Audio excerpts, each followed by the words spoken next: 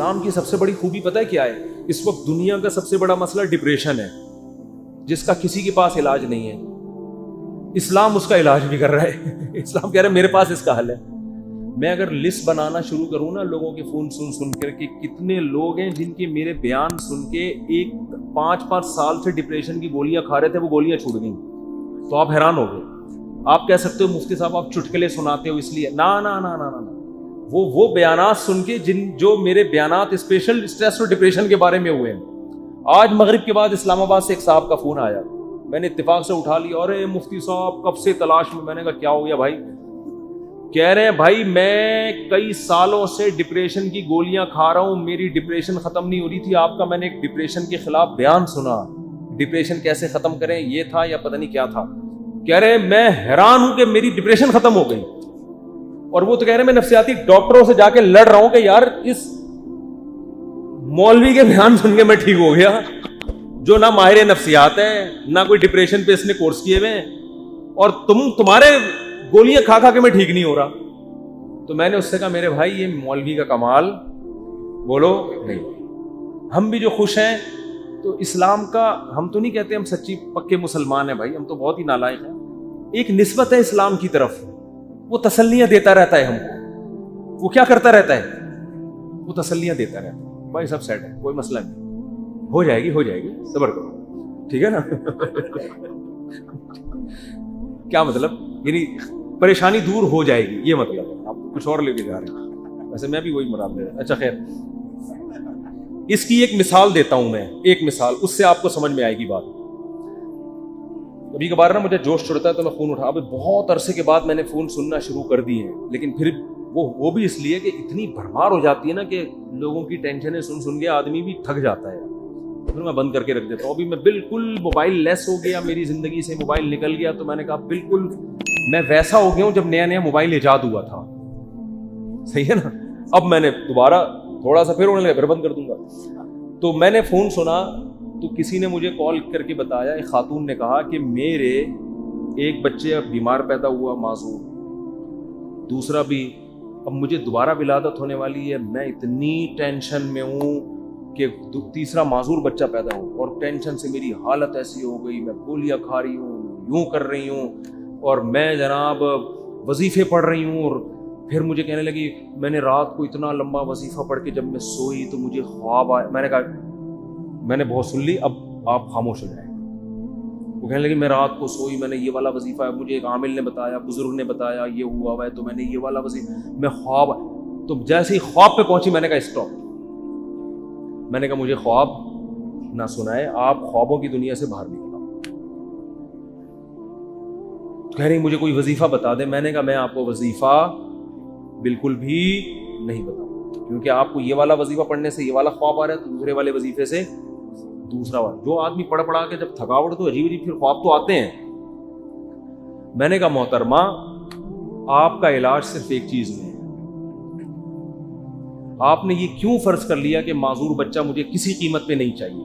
یہ سوچ غلط ہے. آپ خدا سے لڑ رہی ہو. سمجھ میں آ رہی ہے بات؟ اس دنیا میں آپ کی مرضی بولو نہیں، اس میں خدا کی چلے. خدا کی مرضی پہ راضی ہو جاؤ، دعا مانگو، کوئی وظیفے نہیں پڑھو، دماغ خراب، خواب آ رہے ہیں جو چھوڑ دیں ان کو. حقائق کی دنیا میں آؤ، دعا مانگو، اے اللہ مجھے نیک صالح اولاد دے، گڑ گڑاؤ اللہ کے ساتھ، اور اے اللہ مجھے صحت مند اولاد دے، مجھے آزمائش میں نہ ڈال. دعا گڑ گڑا کے مانگو، لیکن دل میں یہ رکھو میرا کام تھا مانگنا، ہوگا وہی جو اس کی بولو مرضی، اور جو ہوگا میرے حق میں بہتر ہوگا. میرا خدا میرے ساتھ غلط.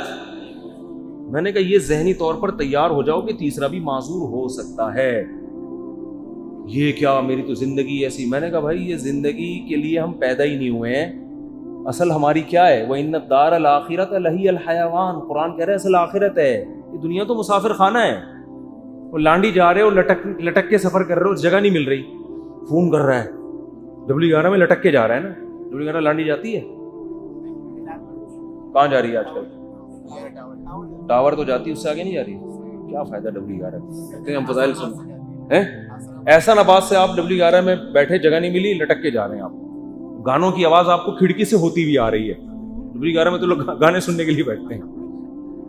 آپ کو مزہ ہی نہیں آ رہا, اور پھر پاؤں میں کھڑے ہوئے آپ, اب آپ ادھر فون کر رہے ہیں ادھر فون کر رہے ہیں, مفتی صاحب کوئی وظیفہ بتا دیں سیٹ مل جائے. میں کیا بولوں گا, ابے بھائی ٹاور اتر جائے گی گاڑی, صبر کر لے تھوڑا سا, جو بیٹھے ہوئے وہ بھی ٹاور پہ اتریں گے, تیرا باپ بھی ٹاور پہ اترے گا. تمیز سے اگر سمجھ میں نہیں آئے گی یہ بولوں گا نا, اتر جائے گا ٹاور پہ, صبر کر لے. وہ کہہ رہا نہیں وہ اس کھڑکی میں جو بیٹھا ہوا اتنے مزے سے وہ تو سب کچھ دیکھ رہا ہے بھائی, کھڑکی میں ہوا بھی آ رہی ہے, اس کو کرایہ میں نے بھی اتنا دیا, خدا کیا نا انصافی کر رہا ہے, اس کو کھڑکی ڈرائیور کے ساتھ بٹھا دیا اور مجھے لٹکا دیا.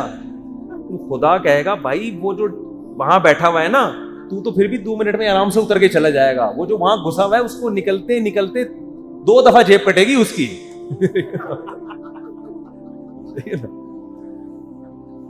تو یہ ٹینشن برداشت کر لو, دنیا کیا ہے, مسافر خانہ ہے. تو میں نے کہا اس کے علاوہ, کیونکہ یہ ٹینشن ہی کوئی دوسری ٹینشن کھڑی ہو جائے گی. پھر میں نے اس خاتون سے کہا, میں نے کہا آپ کا معذور بچہ پیدا ہو, اور وہ معذوری بھی ناقابل برداشت نہیں تھی, تو آپ یہ سوچ لو کہ دنیا میں بہت سے لوگ ایسے ہیں جو اس سے بھی زیادہ ٹینشنوں میں ہیں. میں نے کہا آپ کا شوہر اچھا ہے, آپ کو کھلا رہا ہے پلا رہا ہے, سسرال سپورٹ کر رہا ہے, بچوں میں ایک فالٹ پیدا ہو رہا ہے, اس سے بھی بڑی بڑی ٹینشنیں, ایسے ایسے میاں ملے ہوئے ہیں, مارتے ہیں پیٹتے ہیں, زندگی عذاب بنائی ہوئی ہے. ان عورتوں سے پوچھو گے تو وہ کہیں گی اللہ اس شوہر سے جان چھڑا دے, بے شک معذور بچہ پیدا ہو جائے, اس ساس سے جان چھڑا دے. میں نے کہا ایسے بھی لوگ ہیں فٹ پاتھوں پہ پڑے ہوئے ہیں, ایسی عورتیں بھی ہیں, کھانے کو روٹی نہیں ہے, وہ کہہ رہے معذور بچہ پیدا ہو جائے مگر عزت کی چھت مل جائے. آپ کو عزت سے چھت ملی ہوئی ہے, سسرال میں عزت ملی ہوئی ہے, شوہر شریف ہے, شوہر کھلا رہا ہے پلا رہا ہے, ایک ٹینشن ہے. اور یہ ٹینشن بھی اللہ کیا کہہ رہا ہے, میں نے ان کو حدیث سنائی, من سخط فلہ الرضا, نبی نے فرمایا جب اللہ کسی مشکل میں ڈالے فلہ السخط, تو جو اللہ سے ناراض ہو گیا نا اللہ بھی اس سے ناراض, اور جو اللہ سے راضی رہا اللہ بھی اس سے راضی رہے گا, اللہ کی رضا ملے گی. بھائی ایک صحابیہ نبی کی خدمت میں آئی, عرض کیا یا رسول اللہ مجھے دورہ پڑتا ہے, کوئی مرگی کا یا کوئی آصف کا دورہ تھا کیا تھا, میں جسم کے کپڑے پھاڑ دیتی ہوں, بالکل ایسے ہو جاتی ہوں اور میری طبیعت بہت خراب ہو جاتی ہے, آپ اللہ سے دعا کریں میری یہ بیماری ٹھیک ہو جائے. تو نبی نے کیا فرمایا, فرمایا ٹھیک ہے میں اللہ سے دعا کروں گا تمہاری بیماری ٹھیک ہو جائے گی, لیکن پھر جنت کی گارنٹی نہیں, پھر جنت کی گارنٹی نہیں ہے. عمل ہے, اچھا عمل ہوا تو جنت, میزان کا ترازو بھاری ہو گیا, نہیں ہوا تو کیا جہنم. لیکن اگر تم اس بیماری پہ صبر کرو اور اس اللہ کی تقدیر پہ راضی ہو جاؤ, جنت کی گارنٹی. کیونکہ اس صبر پہ جو تمہیں اجر ملے گا نا وہ اتنا بھاری ہوگا کہ اگر زندگی میں کچھ گناہ ہوئے بھی تو یہ نیکی ان گناہوں کو کیا کرے گی, کھا جائے, پھر جنت کی گارنٹی ہے. ان صحابیوں نے عرض کیا یا رسول اللہ جنت کی گارنٹی چاہیے, بے شک یہ بیماری ختم نہ ہو. بات آ رہی ہے سمجھ. اب اس خاتون کو ڈپریشن کیا ہو گئی, یعنی جو صحابیاں تھیں ان کو ڈپریشن ختم, اسی بیماری کو گزارا کرنا, اسی میں گزارا کرنا ہے, اسی میں گزارا. اور جب انسان صبر کی ٹھان لیتا ہے تو قرآن کہتا ہے کہ اللہ کی طرف سے تسلیاں ملتی ہیں, تھپکیاں ملتی رہتی ہیں, اللہ بھی اس کا ہاتھ تھامتے ہیں. جیسے قرآن میں آتا ہے وَرَبَطْنَا عَلَىٰ قَلْبِهَا لولا الربطنا, کیا ہے, ان کادت لتبدی بِهِ لولا الربطنا عَلَىٰ قَلْبِهَا. حضرت موسیٰ کی ماں نے جب اپنے بچے کو, بس یہ آخری بات کر کے بیان ختم کرتا ہوں, اپنے بچے کو صندوق میں ڈالا نا اللہ کے حکم پہ, تو قرآن کہہ رہا ہے موسیٰ کی ماں کا دل صبر سے کیا ہو گیا, خالی. لیکن اللہ کا حکم تھا اس کو صندوق میں ڈالو. اب ماں کیسے ڈالے بھائی اپنے ہاتھ سے, اور وہ بھی دریا کے حوالے. اور قرآن کہہ رہا ہے وہ صندوق گیا کہاں, فرعون کے گھر میں. موسیٰ علیہ السلام کی ماں کو اطلاع دے دی ان کی بیٹی نے, وہ تو فرعون نے اٹھا لیا. قرآن کہہ رہا ہے کیونکہ اب اللہ کے حکم پر سب کچھ ہو رہا ہے, قرآن کہہ رہا ہے ہم نے موسیٰ کے ماں کا دل کو تھام لیا, رسیوں سے باندھ دیا, جو لفظی ترجمہ ہوگا باندھ دیا کہ یہ بے صبری نہ ہو جائے. ان کادت لتبدی بہ لولا الربطنا علی قلبہا. قرآن کہتا ہے موسیٰ کی ماں ایسی بے صبری ہوئی کہ قریب تھا کہ جا کے فرعون کو بتا دیتی کہ میرا بچہ ہے مجھے دے واپس, جذبات میں آ جاتی. لیکن قرآن کہہ رہا ہے ہم نے موسیٰ کی ماں کے دل کو تھام لیا. کیوں, اللہ کے حکم پر عمل کیا نا. تو کچھ موسیٰ کی ماں نے کیا, جو نہیں ہو پا رہا تھا وہ کس نے کر دیا, اللہ نے. تو آپ مشکلات میں جب صبر کی کوشش کرو گے, جتنی کوشش آپ کر سکتے ہو کرو, باقی کون ہمت دے دے گا, اللہ. ہم سب کو اللہ سے دعا مانگنی چاہیے, اللہ مشکلات سے بچا. ہم صبر کرنے والے لوگ نہیں ہیں, ہم تو نالائق ہیں. ہم اللہ سے خوشیاں مانگتے ہیں, عافیت مانگتے ہیں, لیکن اللہ نہ کرے کوئی مشکل آ گئی واویلا نہیں کرنا بھائی, یہی اسی میں بہتری ہے, اسی میں فائدہ ہوگا. تو میں نے اس خاتون سے کہا کہ اللہ کہتا ہے کہ اس ٹینشن میں صبر کرو تو کیا ہوگا, اللہ راضی ہو جائے, اس کا بہت اجر دے گا. میں نے کہا آپ کل بوڑھی ہو کے آپ نے مر جانا ہے, اگر آپ کے 3 بچے بالکل صحت مند پیدا ہوتے ہیں بھائی, تو کیا مرنے کے بعد یہ قبر میں ساتھ جائیں گے؟ قبر میں بچہ نہیں جائے گا. معذور بچوں پہ جو آپ نے صبر کیا, یہ صبر کہاں جائے گا؟ قبر میں ساتھ جائے گا. صحت مند بچے ہوں, صبر کا موقع نہیں مل رہا, تو بچے تھوڑی جائیں گے قبر میں ساتھ. لیکن معذور بچے ہوں, آپ نے صبر کیا, تو وہ صبر قبر میں آپ کے ساتھ جائے گا. تو پھر انہوں نے ایک اور سوال کیا جو میں آپ لوگوں کو بتانا چاہتا ہوں. انہوں نے کہا لوگ مجھے کہتے ہیں کہ تم کوئی منحوس ہو, معاذ اللہ نحوست ہے, تمہارے اندر کوئی گناہ ہوا ہے جس کی سزا تمہیں مل رہی ہے, معذور بچے پیدا ہو رہے ہیں. یہ لوگ بڑے تانے دیتے ہیں نا, بچے نہیں ہو رہے تو اس سے کوئی گناہ ہوا ہے, کوئی بیمار ہو گیا, فالج ہو گیا. دیکھا ہم تو کہتے تھے بندہ ہی ٹھیک نہیں ہے. تو میں نے ان سے کہا, میں نے کہا یہ بات لوگوں کی غلط ہے, اس کو نہ سنیں. ہاں توبہ استغفار تو ہر ایک کو کرنا چاہیے اپنا, اگر کوئی گناہ ہوا ہے تو اللہ سے توبہ کرے, معاف ہو جائے گا وہ. لیکن میں نے کہا قرآن میں کیا کہتا ہے, اَيَحْسَبُونَ أَنَّمَا نُمِدُّهُم بِهِ مِن مَّالٍ وَبَنِينَ نُسَارِعُ لَهُمْ فِي الْخَيْرَاتِ بَل لَّا يَشْعُرُونَ. نبی کے مقابلے میں جو بڑے بڑے کفار سردار تھے نا, جو نبی کی ایک نہیں مانتے تھے, ان کو قرآن نے کہا کہ کیا یہ سمجھتے ہیں کہ ہم نے جو ان کو مال اور کثرت سے صحت مند بیٹے دیے تو کیا ہم ان سے خوش ہیں؟ فرمایا نا نا نا, ہم اس سے خوش نہیں ہیں. ان کو پتہ نہیں ہے ہم ان کو دنیا میں نوازنا چاہتے ہیں تاکہ آخرت میں ان کا ہمارے پاس کوئی حصہ نہ رہے. اور نبی کو وہ تانا دیتے تھے کہ تم آپ کا بیٹا نہیں ہے بھائی, نبی کو تانا دیتے تھے آپ کا بیٹا نہیں ہے کوئی, اور خود 10 11 بیٹے لے کے گھومتے تھے. میں نے کہا اگر یہ بیٹے کثرت سے ہونا اور صحت مند ہونا اس کی دلیل ہے کہ اللہ خوش ہے, اس کا مطلب اللہ ابو جہل سے بہت زیادہ خوش تھا. صحیح ہے نا, عتبہ ابن ولید سے اللہ بہت زیادہ خوش تھا. یہ خوشی کی دلیل نہیں, اس کا مطلب اللہ ہمارے سابق صدر تو ولی اللہ تھے. پھر تو ہمارے سابق صدر 5 سال کامیاب حکومت کر کے گئے ہیں, جو نہ ایوب خان کر سکا اور نہ کوئی اور تاریخ میں کوئی ہمارا سیاستدان جو اتنی محنت کے بعد اوپر تک پہنچا وہ بھی نہیں کر سکتا. 5 سال کامیاب ہوئے, تو کیا اس کی علامت ہے کہ اللہ کے ولی ہیں؟ وہ ہے نہیں ہے تو اللہ ہی بہتر جانے, لیکن یہ اس کی علامت نہیں ہے. بہرحال تو بھائی یہ آزمائش ہے, صبر کرنا ہے. تو یہ تو اسلام ہی بتا رہے ہیں, اسلام کے علاوہ نفسیاتی ڈاکٹروں کے پاس تو اس کا علاج نہیں. اگر کوئی اچھا ڈاکٹر ہوگا تو وہ بھی قرآن و سنت ہی کا حوالہ دے گا آپ کو. دماغی بیماری ہے بھائی, گولیوں سے تھوڑی بہت کور ہو جائے گی. بچھڑا ہوئے محبوب کا غم گولیوں سے ہلکا ہو جائے گا. ہلکا ایک آدمی کی شادی نہیں ہوئی جہاں وہ چاہ رہا تھا, وہ بھاگ گئی, ڈاکٹر ٹینشن کی گولیاں دے کے سلا دے گا. وہ جب اٹھے گا تھوڑے دن تک سیٹ رہے گا, اس کے بعد پھر یاد آئے گی. گولی کو کیا پتا کہ اس کے ساتھ اصل مسئلہ ہے کیا, گولی کو کیا پتا اس کے ساتھ اصل مسئلہ ہے کیا.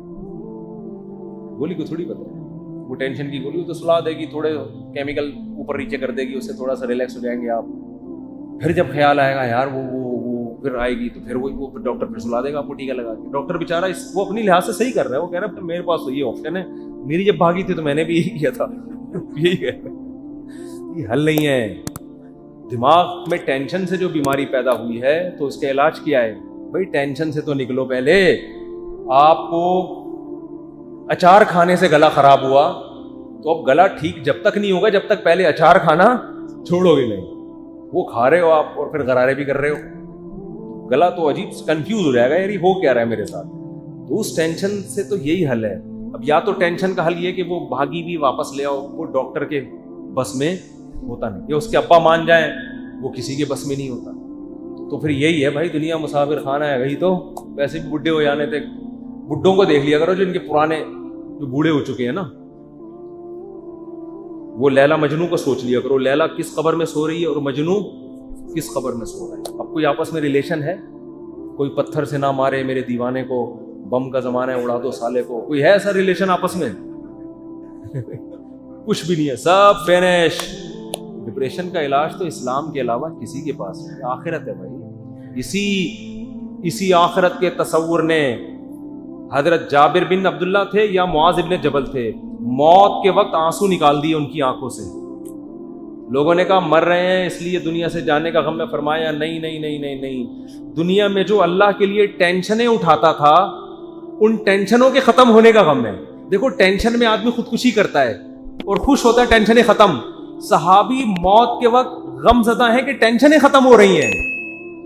عجیب بات ہے کہ نہیں ہے؟ کیوں؟ وہ تو کہہ رہے ہیں اب تو بدلے کا وقت ہے, اب تو جنت ہے. وہ ٹینشن ہے جو اللہ کے لیے, وہ جنت میں تو ملیں گی نہیں. کسی نے پوچھا کیا ٹینشن؟ کہا کہ شدید گرمی میں روزے رکھتا تھا, بھوک پیاس اللہ کے لیے برداشت کرتا تھا. اس بھوک اور پیاس کی ٹینشن میں جو ایک سکون ملتا تھا کہ میرا رب مجھے دیکھ رہا ہے. افطاری میں جب آپ شدید بھوکے پیاسے ہوتے ہیں, مجھے تو بڑا اچھا لگتا ہے جب گرمیوں کے روزے, تو کم گرمیاں ہو گئی, بچپن میں جو ہم چھوٹے تھے نا اس کو گرمیوں کے روزے تھے بہت شدید. اب تو اے سی آ گئے گھروں میں, سہولتیں ہو گئی, اس وقت بہت کم ہوتی تھی. ہم تو چھوٹے بہت کم عمری میں ہم نے روزے شروع کر دیے تھے. ہمیں یاد ہے اس وقت شدید گرمی میں کراچی کی جون کے روزے ہم اسکول میں رکھ کے آتے تھے تو نا شدید پیاس سے ڈھال ہوتے تھے. 1 یا 2 بجے کا ٹائم ہوتا تھا, پھر ہم نکل جاتے تھے محلے میں.